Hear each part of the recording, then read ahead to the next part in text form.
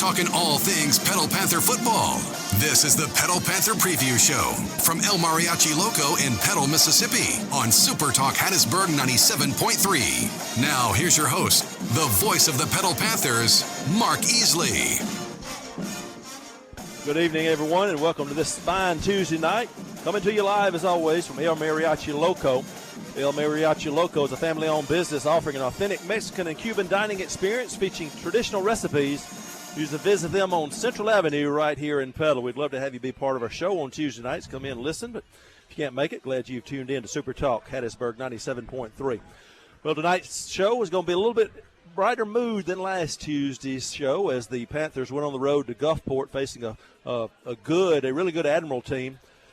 An exciting 25-24 final. Petal comes out on top to even the record at 2-2, finishing up a swing of 3 consecutive road games and ending it on a fine note to even up their record overall, as I said, at 2-2. How that came about in the first quarter at the 2:43 mark, Gulfport kicked a 27-yard field goal to take the early 3-0 lead, but Petal answered right back 40 seconds later. A 60-yard run by Easley Brown. The point after gave the Panthers the 7-3 lead, and that's where we stood after one quarter of play. Early second quarter, though, knocking on the door were the Admirals, and 16 seconds into that second quarter, 11:44 to go in the half, a 1-yard run by Cooper Crosby in the point after gave Gulfport the lead right back 10-7. A lot of change of possessions in that second quarter, but the Panthers drove down, and with 3 seconds left in the half, kicked a 23-yard field goal to tie the score at 10 apiece, and that's where we stood at halftime.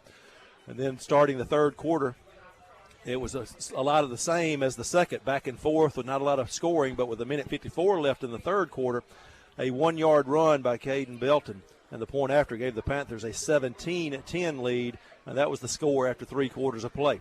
But Gulfport scored 14 unanswered at the 7:24 mark of the fourth quarter, a 12-yard pass to Cooper Crosby. At point after, tied it up at 17 apiece.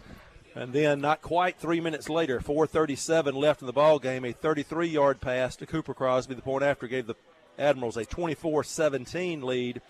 And that's where the Panthers started their game-winning drive from their own 20 with 3 timeouts, marched it down the field, and with 59 seconds to go in the ball game, a 1-yard Easley Brown run, if I remember correctly. That was a 4th down run, if I'm not mistaken. I think it was. As he turned and sort of backed over and fell across the goal line. And then with the timeout to take, the Panthers said, let's go for the win. Let's take the lead if we can get this 2-point conversion. So coming out of the timeout, successful 2-point conversion play on a double pass that found a wide open Trey Barnes in the end zone. And it was a 25-24 Petal lead with 1 minute, 59 seconds to play, I should say. But, you know, you don't want to make things easy. You want to make it interesting. The Panthers, a pooch kick not quite executed the way you wanted it done. The Admirals started at about the 42, 43-yard line, if my memory serves me correctly. I guess I could look at my stat sheet and tell exactly where that drive started. But they had the ball near midfield with an opportunity to go down and kick a game-winning field goal. It was at the 45 is where they started it, so 5 yards shy of midfield. They did drive down, and from the 23-yard line, they attempted a 39-yard field goal as time expired. According to the officials, they pulled it wide right, and the Panthers held on for that 25-24 exciting win on the road. We're going to be joined now by defensive coordinator Seth McDonald. And the first time Seth has been able to join us tonight. But let's talk about the game from defense's coach's perspective especially. You know, Chuck Robertson, my partner on the broadcast, you know, we're all cool and collected up there in the press box, not worried, had it all the way is what I'm saying. But again, we're invested, not as much as you guys and the players are, but we want success for y'all. We want success for the players. We want success for Petal because, hey, that's our team. So we were invested some, and we were a little excited too. But from on the sideline, as a coach, you got to keep your composure because you still got to call the game. But as that game played out from 17-10 after 3, let's just talk about the fourth quarter and the ending of it. 17-10, we're up. They score 14 straight. Talk us through the fourth quarter some.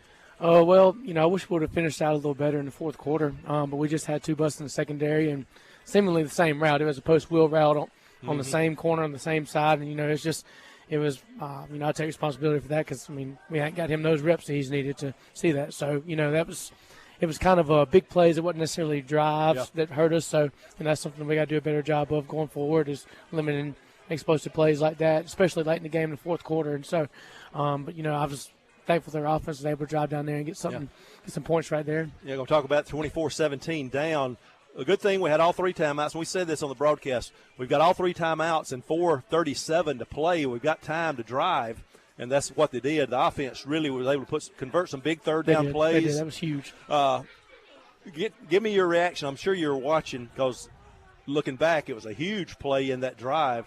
That pass that went off of Drew Moody's shoulder pads went about 10 yards up in the air. When it went off that high, I said, they're going to intercept it. It looked like I didn't know it was that close to the sideline. He looked like a basketball player blocking out the defenders and went up high pointed. He caught his own deflection, and I think that converted a third down. Yeah, that was. So when that happened, I should have thought, hey, things are going to go our way. If they don't intercept that ball right there, then, hey, we're going to go down and score, and we ended up doing that. But that last drive was a beauty. It was, and just the timing of it was great, too.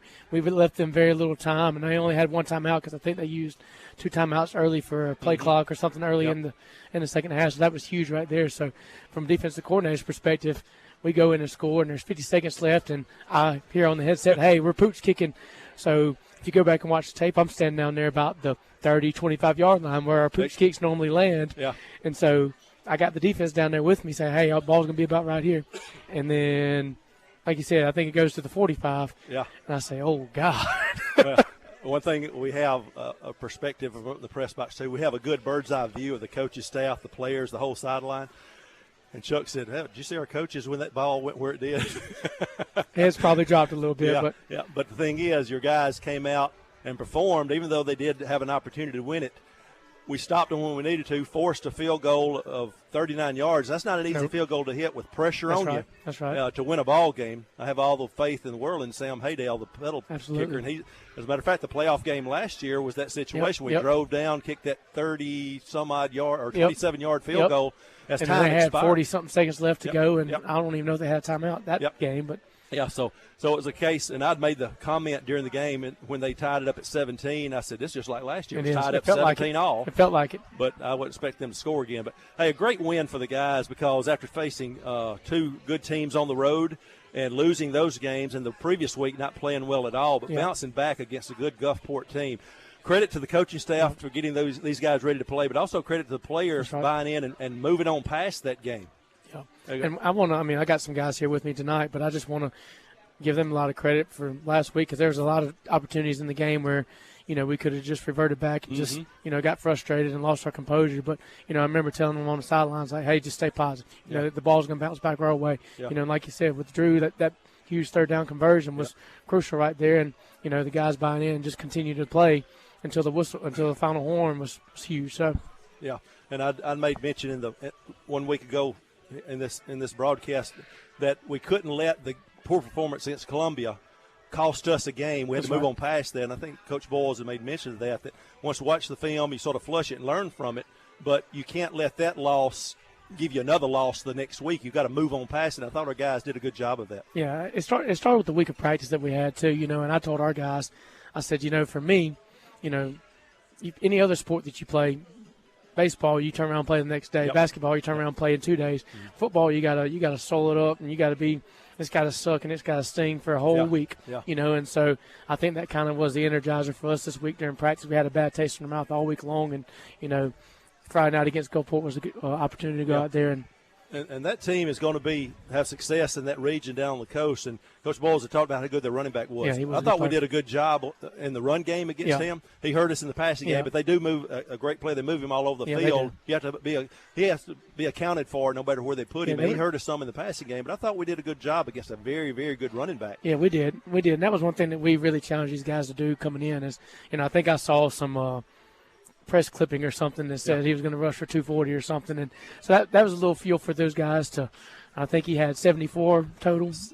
Well, unofficial, I had him with 78. Okay, well, so 74 sounds better. Less than 80. Yep. So we held him on 20 carries, so less than 4 yards a carry. Yep. So that was kind of our goal going forward, because that's something they've wanted to do, was run the football with him. And he's got a bright future ahead of him. Give him a lot of credit, and give that coaching staff a lot of credit. But like I said, for us defensively, if we can just eliminate the big plays and just make people keep snapping the ball and drive it down the field.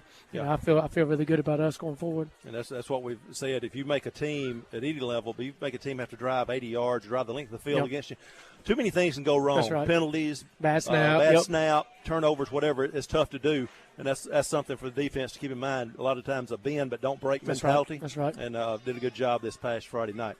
All right, before we go into our break, I want to talk a little bit about you personally, Coach Seth McDonald. It's your second year at Petal. Second year. So give us a little history of where you've been before Petal. Started out my coaching career at West Jones, which I'm a West Jones alum. So 2012 graduate of West Jones. Played for Scott Pearson there. Obviously, he was there for 20-plus years. 20-plus years. Yeah. So I got to see the coaching side of it from the players aspect when I played for him, and got to start my career there. So that was really cool. And then from there, I went to Madison Central and spent 3 years. Spent 3 years at Taylorsville, 2 of which were the head coach. And then this is my second year at Petal, so I guess that makes year 9. Yeah. So. Yeah. I'm not going to worry about the math. I know you went to West Jones. You can do math, that's surely. Right. Yep. Hey, we know football there. That's our math. All right. What about your family? I know you got a wife that's very long-suffering with you during the football season, that's I'm right. sure. That's right. So, I told her I had this show tonight. She's like, well, I mean, okay, all right, I can make it happen. So, she's great. I'm married to Abby Jordan McDonald. She's native of Taylorsville. I actually met her when I took the head coaching job there. So, we got 2 beautiful little girls, and they're Irish twins. So we didn't necessarily plan it that way, but the Lord's blessed us tremendously, and they've made me a better person. So, yep. And when you have kids, family changes your life. As a coach, it does. It sort of helps you keep things in perspective. You got to be successful, want to be successful on the football field or whatever sport you're coaching. But at the end of the day, it's the kind of father you are, the kind of parent you are, and what you do with those kids, and they'll help you get over losses a little bit quicker than maybe if you were just going home to an empty apartment. Because when you walk in the door, those little girls, they don't care about nothing else that went on. They just care about that daddy's home. So, all right, who's been some of your bigger influences in the coaching? Well, like I said, obviously I've given Coach Pearson a lot of credit, and I grew up across the street from Wayne Graves, who was defensive coordinator for West Jones for however many years. And so, I've been able to bang a lot of stuff defensively off of him throughout my career. And then, when I was at Madison Central, I worked under Anthony Hart. And so, he's your stereotypical manager of, head coach manager. He's not really hands-on too much on offense or defense, but he lets his coaches coach, and so I learned a lot of things just management-wise and structure-wise from him, and then obviously getting an opportunity to come here with Coach Boyles is a great opportunity and is obviously growing me and molding me as well. So. One of those things you just said right there made me remember a comment I made during the broadcast. I think it was on that last drive when they'd taken their final timeout, and Coach Boyles came over into the defensive huddle, offered a little bit of encouragement, clapped the hands, then backed out so that you would – then he let his coaches do their job. That's what I said. He lets his coaches coach, but he's there to offer that support too. Right. So who's your favorite team, college? Alabama. So Alabama. Roll thick and thin. Tide. So even I say that before Saban even got there. I was there when I was a fan when Shula was there. Yeah, that's right. What about pro team? Don't really watch a whole lot of pro ball. I guess I more so watch players than Did you coach or play anything besides football at West Jones? Play baseball as well. So what position? I was a middle fielder or catcher? I was a catcher. Yep. Okay. Call it. So I ain't gonna say your body looks like a right. catcher or middle infielder. Yep. Okay. So Good deal. All right. We'll take a break. We'll come back on the other side of this break and talk with a couple of the players. Chris Wales back for an encore performance, as well as Jai Moore. We'll be back after this with more of the Petal Panther Preview Show.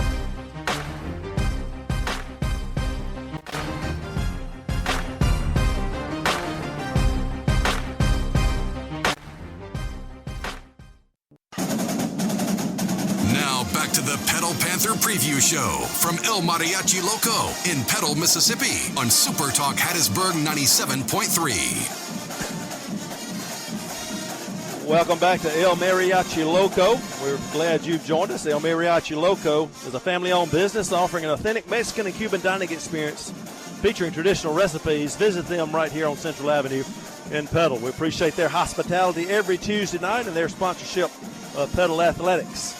We're being joined now by Jai Moore. He is a senior defensive back safety. Jai, we've called his name a bunch in broadcast. My broadcast partner, Chuck Robertson, loves to watch the defense run to the football. A lot of times it's number one, getting downhill in a hurry. Jai, thanks for joining us tonight. Yes, sir.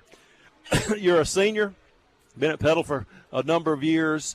Petal football is something special to the community. I'm sure it's special to everybody, but especially the players. What's it like playing for Petal? I feel like it's amazing. The program, just everything it brings out character, I would say. Mostly building up great men and just, basically. Yeah. Practices pretty easy, aren't they? They don't get too intense. No, I say practice is hard, more harder than the game. They get us prepared, get us ready to where we need to be to win the game. Most of the people I see that talk about practices, and coaches want to make the practices the hardest part of the preparation, so the game is the reward. Yes, sir. And that's the way it is. What's it like playing for this guy a couple of chairs away from you, Coach McDonald? He's pretty intense. I know at the beginning of the season, they didn't play but maybe one game. He'd already lost his voice. Yeah, I love Coach McDonald. He's a good, disciplined coach. He stays on us 24/7. Whenever we slack up, he's always there to make sure we keep going and keep pushing. There's nothing that's bad, but any kind of funny stories that you might have on him, it may be harder to say since he's here. But, during the game or during practice, there's always something I'm sure that sticks out that might have been a little comical or what he might have said or did during practice or a game. He just always out loud. Like, he just I don't know. It's just his personality. He's funny. He's a funny, humble man, I would say. But, yeah. All right, let's move on up to the head man, Coach Boyles. He's I don't know if he's tuned in tonight. I know we got a big game this Friday night against Clinton, getting ready for that. But, he's been doing this for 30-plus years. He's been some different places, seen – if there's something that's happened on the football field, he's probably seen it and experienced it. So, what's it like playing for him? I would say he's a very humble man. I would say he's also a very disciplined coach. I'm grateful to play for him. He's also he's been there for me, like, outside of football, not only as, like, a coach, but also as a man, like a brotherhood, like a manlyhood. Yeah, and that's, you want coaches that push you, coaches that coach you hard, but then when you whether you need them off the field or when you get off the field, then you have that respect for him on that side as well. Now, it seems like he's, I've watched him, and my football career, I was a basketball player, in case you couldn't tell. But my football career ended in about the 8th grade, and I went to basketball and baseball. But if I played football, I think I would want to play like the coaching staff at Petal. To me, is if there may be some as good, but to me, they're some of the best coaches in the state. Yes, sir. And it's got to be fun to play for them. Yeah, you want to do well. What about this past Friday night's game? After 2 tough losses on the road, and I think as you see Ocean Springs just manhandling Picayune like they did, Ocean Springs is a good team, and we had chances to beat them, and we just turned the ball over 4 times, I think.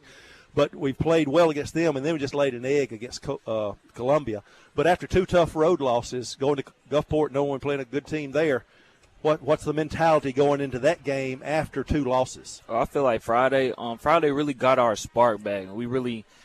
I think we're where we need to be right now to come back this Friday and just show everybody what we're made of and what we need to prove. Going to be nice to play at home, I guess, after 3 weeks, yes, consecutive weeks away. I know I'm tired, even though we did eat pretty well. Wherever we go, we try to find some good place to eat. But, I'm tired of traveling. I know you guys are tired of getting on the bus as well. Yes, sir. I'm ready to be back home. A home crowd. We have good support on the road. What was it like in that last drive? We had taken the lead, and you saw we've got the 1-point lead, and then we got to come out and play defense. And, oh, man, they're near midfield. What's it like going out on the field at that point in time, knowing the game is resting on the defensive shoulders? I feel like the way we were coached, we're not really worried about it. Like, we really coached up well. Just play how we do, and we should be straight. When you get into situations like that, if you get caught up watching the clock, watching the scoreboard instead of taking care of your responsibilities, that's where you get in trouble, right? Yes, sir. So as you're out there playing, it's not worried about the situation. You're just worried about the next play. Right. And y'all came up with the stops there. What do you like to do besides football? I go fishing sometimes. Okay. I fish. I have siblings, so I just play around my siblings. Okay. A lot of that. How many siblings you have? I have 4. 4. Yes, where do you fall in the line? You oldest, middle? I'm the second oldest. Second oldest. Yes, so you got 3 younger. You got 4 siblings. All right, I got to do my math. I go on my hands here. You got 3 younger, and I got 2 younger and then 1 older. Okay, it's 4. I thought you said 4 siblings. I'm missing. Oh, yeah. Count myself, my bad. Okay. Well, see, hey, that wasn't me. That my math. I had 1 hand with 5 fingers. I was working it over here. So what kind of fish you like to catch? Bass. Bass. What's the biggest one you've caught? Nah, I couldn't remember. I couldn't even tell you. If it's going to tell me a fish story, it was about 12 pounds and this big. I know those fish stories go. But so that's how you like to relax. How long have you been playing football? I've been playing football since I was like 6 years old. Okay. Any other sports growing up besides football you played? I used to play baseball, basketball. I used to play center field, baseball, and I used to just play basketball. You're just a player, huh? Hoopster? Yeah. Good deal. So when did you go solely football? I would say ninth grade. Ninth grade, I kind of got focused on football. I wanted to do that. Going forward, moving forward in life. All right, so you're a senior. What you looking to do next year, or do you know yet? I'm going to play football in college. Okay. Yes, sir. I'm not going to ask for any scoop or anything, but who all's recruiting you. But I know the way you play defense, there's opportunities out there. Somebody that pick you up, they're missing out on somebody that makes plays. Yes, sir. All right, what about you? Who's your favorite college team? I like Alabama as well.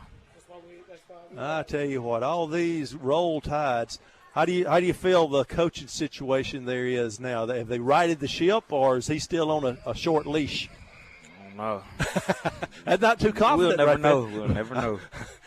No comments. What I'm hearing. What about pro team? I like the Chiefs, but my favorite player is Kyle Hamilton from the Ravens. Okay. Yes, sir. All right. So you try to style your game after him. Yes, sir. All right. They had a tough loss. Was it last night? Against the Lions. I tell you what, those Lions just ran all over them, too. I imagine were you yelling at the TV? Yeah, I was watching. I was mad. I don't know. You were invested in them, and you don't know any of them personally, but that's your team. Yes, Good sir. stuff. All right. Well, what about this Friday night? I know Clinton coming in. We'll talk with Coach McDonald briefly about them, but pretty good team coming in again. Yes, sir. I feel like we got a really good chance, really good practices. We just got to keep going at it. At it. That's Jai Moore. Appreciate you, Jai. Slide sir. that headset over to your Padre there, Chris Wells.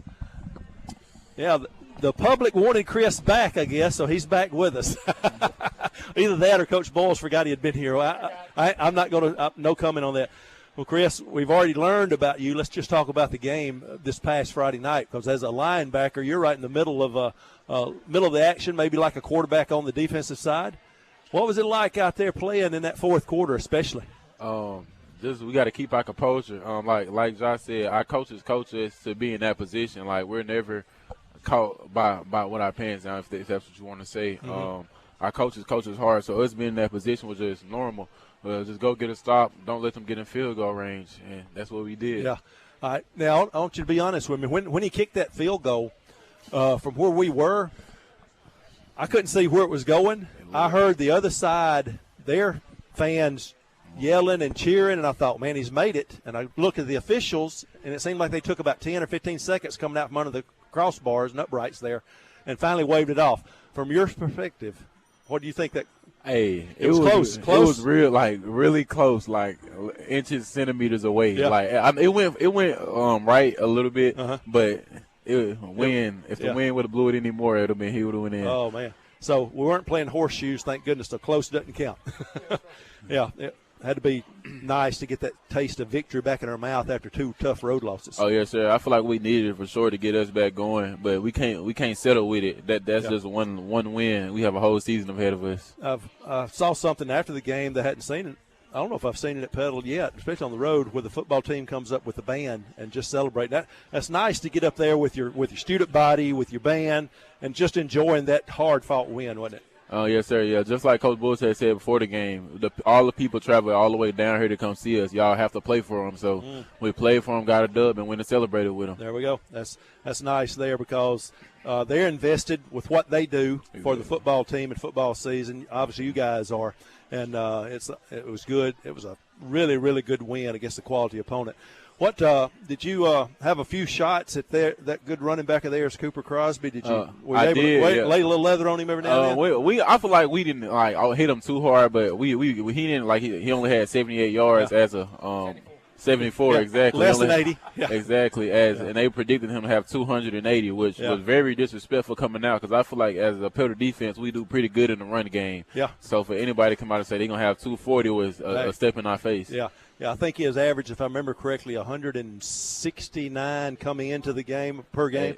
So well below that, so good job there. Yeah. I appreciate you coming back and joining us, Chris. Enjoy the rest. Well, you done tore them fries and gravy up. Forget that. Enjoy them. You done wore them out. Yes, sir. That's why Chris is going last. He had to finish up his food. All right, good luck this Friday night. Slide that over to Coach McDonald. Let's preview Clinton a little bit.